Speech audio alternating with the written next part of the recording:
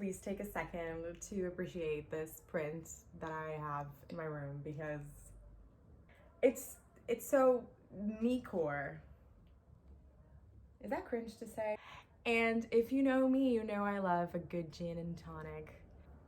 Hell is a teenage girl. Emotion. We're back again. I've been gone for 30,000 years, but I'm still alive. I'm still here, ready to talk to you guys about my summer favorites. Like my summer era, it's completely different from the fall, like winter era. Because when it's winter, I'm like, Sofia Coppola, red nails, see I already got him. I just ripped everything out from my walls and now I'm gonna like just put in Andy Warhol, Kate Moss stuff, Gone Girl monologue. Very female manipulator, like I listen to Radiohead, I listen to Blur, Inhaler, just Arctic Monkeys, all of that. When the first ray of sunshine comes through the window, I go absolutely feral and insane and I start wearing bows in my hair.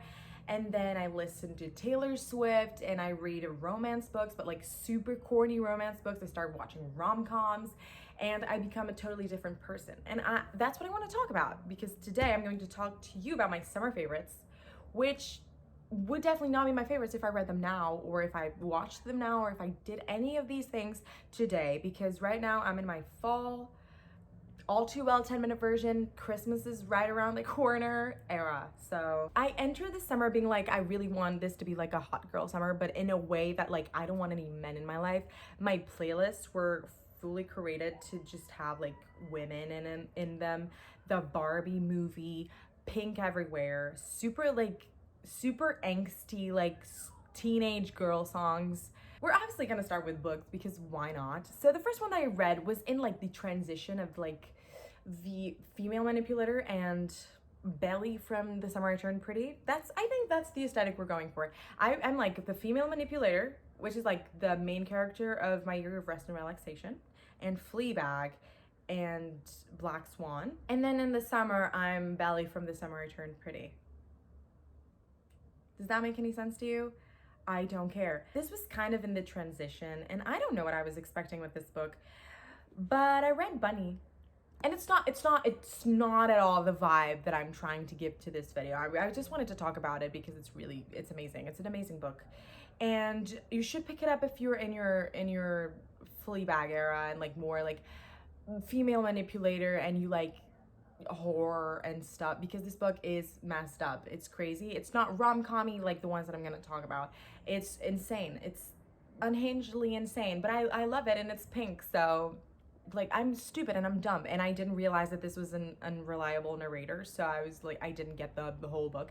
And then when I went to read like reviews and stuff, I was like, oh my god, that is actually genius, and I wish I understood that earlier in the book because I did not get to enjoy this book at all because I didn't understand what's going on. But now that I read reviews and like conspiracy theories, I'm like, this is actually genius. But this is not what I want to talk about. I just wanted to give like a preface saying that this is the female manipulator aesthetic that I have during the winter and fall. Wait, I just had an epiphany. Moving on with books, now I'm gonna get into the juicy things because I was like, you know, I could have read Virginia Woolf, I could have read The Secret History. I had all of those in my TBR and I was like, I'm not reading any of that. I want a rom-com that's like corny as hell.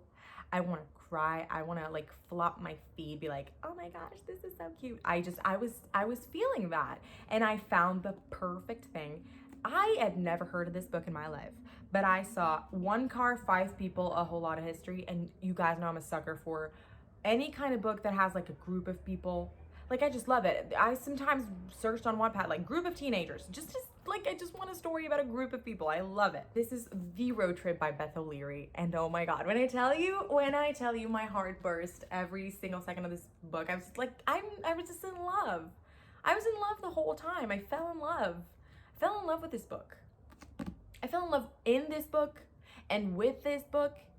And so basically this is like a girl who goes with her sister to a wedding and they have like this cool, cute road trip until they hit a car. And whose car is it? The girl's ex-boyfriend. And so they diminish their relationship. And you know, it's like It's like second chance romance, road trip, forest proximity, and it's like wedding, and it's seriously, I think like the love story is so well written and so cute and so sweet. I loved that book. I loved my fan cast for that book, even though it's stupid, but I loved it. It's like in Scotland, but I did not imagine any single person in this book to be Scottish, which may be dumb, but I don't care. The other book that I read, this comes in a favorites as a book and as a TV show. I think you know what I'm talking about. Miss Girl, Daisy Jones and the Six. Guys, this book is amazing. When I closed it, I was like, wait, I want to read it again. I want to reread it. And it's so easy to reread it because it's written like an interview. Like it's an interview with every member of the band. And so that is insane. It's so easy to read. It's so captivating. It's amazing. With Taylor Jenkins Reid's books, I'm always like, I have my expectations really, really high, and they never meet them. They never do. It's a really unpopular opinion. Like, I love The Seven Husbands of Evelyn Hugo. I love Daisy Jones and the Six. They're 4 stars for me. But they're not quite there yet. They're not 5. 5 need to be books that I'm just like, I can't stop thinking about after a long time. And this one, you know, it's fun. It's fun. It's, you know, whatever.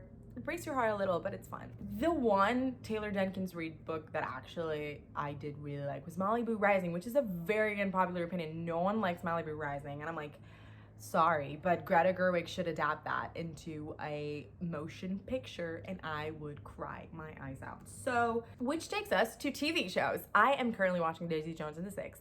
So it's not like one of my favorites because I don't watch any other TV shows because I'm lazy and stupid. I'm liking Daisy Jones and the Six so far. They did change some things, which unnerves me. I hate it when they make book adaptations and they change things. Like, I get it. Like, you need to change some things, but I don't want to because that's not what I read. You know what I mean? And so it kind of pisses me off a little. For example, this is not a spoiler. It's Daisy Jones and the Six because there's 6 of them, but they cut out one of the characters. They cut out the bassist.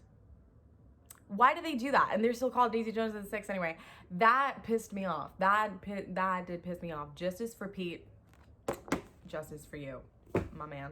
Another show that I love, and this is actually a bit embarrassing, it's Total Drama Island.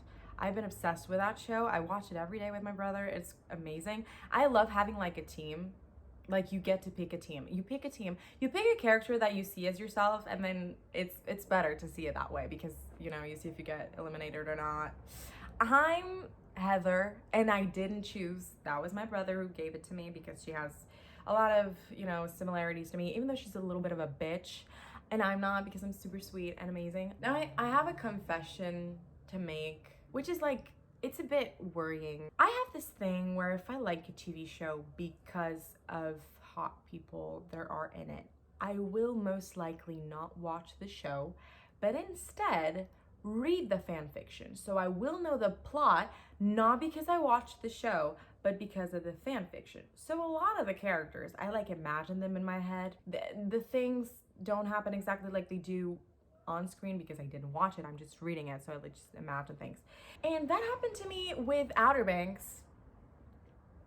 This is so embarrassing to say because, okay, look, Outer Banks came out in 2020. Everyone was talking about it. So I remember I was studying one day and I was like taking a break from studying and I sat down. I was like, you know, I'm gonna watch Outer Banks because everyone's talking about it and I want to be part of it. I want to watch it. And I went to see today on my Netflix account how much of the episode I watched, and it was 15 minutes until I gave up. I watched 15 minutes of Outer Banks until I gave up, and I went to watch The End of the Fucking World, which is so good, by the way. However, I did start reading Outer Banks fanfiction because I'm insane, and so now I kind of know the plot of the first season because that's when everyone quits writing the fanfiction. They just don't want to go through the seasons. They just like write the first one and then that's it. Which, fine for me, I don't really care. But I read a lot of Outer Banks fanfiction, so you can do whatever you want with that kind of information. I don't really care. You would think that with this conversation, I'd be like, I watched This Summer I Turned Pretty, but I didn't. I just know what happens because of TikTok. It's like Euphoria all over again, you know? I know the plot because of what people say on TikTok, because everyone's watching it. I'm like in my The Summer I Turned Pretty era without having watched it, which is kind of stupid, but it's the truth. So, about movies, oh my gosh, guys, it's the year of the Barbie movie. It was insane. It was the most insane experience I've had in my life. I love going to the movies. I remember that the night before I couldn't sleep because of how excited I was. Like, I fell asleep easier on the night before my birthday than the day before Barbie. We got there and everyone was dressed in pink, and there were so many people dressed in pink. And I remember I sat down on theater and I started bawling my eyes out. Like, the movie hadn't started yet and I was crying. I remember like that scene where it's like it's Lizzo and Barbie getting ready. I cried so hard during that scene because I was like, oh my gosh, I've been waiting for this movie since like 2018. You know when Super Bowl wins? I feel like that might be the feeling. I will defend that movie until I die. It's one of my top favorites on Letterboxd. I changed it. I gave Barbie a place on the top 4 because I love that movie and I love it. And if you haven't watched it, go and watch it. If you didn't understand it, watch it as many times as you have to until you understand it. If you don't, you're a man probably, and it's not made for you. So sorry. We gotta talk about Oppenheimer. No, we don't. I don't want to get into that. I don't want to get political because I know if I talk about Oppenheimer, I'm gonna have to be talking about the lack of women and like the fact that it was like a criminal offense and a war crime, and you know, I don't really want to get into that, but I gave it 3.5 stars, so flop. Sorry, Christopher Nolan. You've made better hits. Interstellar's so much better. Oppenheimer was kind of a flop. I loved the Barbenheimer thing. It was literally the peak of my summer. Like, I don't think I've ever been as happy in my life. We're going into songs. I curated the perfect playlist for the summer that I wanted to have, and it has so much Taylor Swift, it's insane. But I'm going to the Eras Tour, so I'm gonna tell you what were my favorite songs this summer because I was obsessed with them. First, Fearless by Taylor Swift. I know that song is old, but I only found it out now, and I love it, and it's my favorite song ever. It's not actually. We have any song that Olivia Rodrigo puts out, like, that girl never misses. Miss Girl never misses, and I need to tell you something. She's my age. She's like from February 2003. I'm from June 2003, and so I feel like every song she puts out, it's like a universal experience. Like, I share it with her. So Miss Girl, 5 stars. Every song you put out, they're bangers. They're certified bangers. Vampire, I scream my throat out to that song every time. My parents want to murder me. They cannot hear that song anymore. My brother has almost punched me in the face for how many times I've screamed that song from the top of my lungs. So, but then I want to get into an artist that I just found out, and she like fulfilled my hot summer girl dreams. That was exactly the type of summer that I was imagining, were Maisie Peters songs. I'm not even kidding. Kate's Brother, that song, I'm not even kidding. That song, like, if I'm on my deathbed and they play that song, I'm gonna like rise. As well as Style by Taylor Swift. I also love Style by Taylor Swift, which I've known that song since I was like, I don't remember when it came out. I was like 11 or something, but it never hit as much as it does now. I love that song. Oh my gosh, I hated every second of that. I'm gonna cut that out. I actually had this epiphany when I watched the Barbie movie, that I would walk with a Barbie everywhere I went. And so I picked up one of my Barbies, the one that looked the most like me, because they're all blonde, and I had one that was a brunette, and so I just picked it up. And now she sleeps with me, like by my side, because I don't know, I just love it. Look at her, oh my gosh.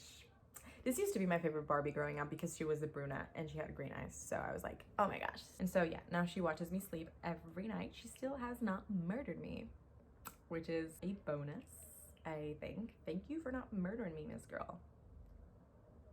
But yeah, my parents thought of sending me to an asylum when I told them that I was going to walk around with a Barbie. But they didn't, so I won. I will not be revealing who my celebrity crush is because I'm sorry. I was thinking about him. Am I blushing? Sorry. I should probably get a crush on a real person soon. But then again, maybe not, because I get so nauseous. I kind of want to die. So, you know, maybe no crushes is the best for me. Maybe we should do a no crush month. But where's the fun in that, you know? I know you guys love the videos about Paris, which is really nice because they're not happening anymore because I'm not in Paris anymore and we don't talk about it because it was traumatic. This is me saying goodbye. Hope you enjoy this video, and I'll see you when I see you.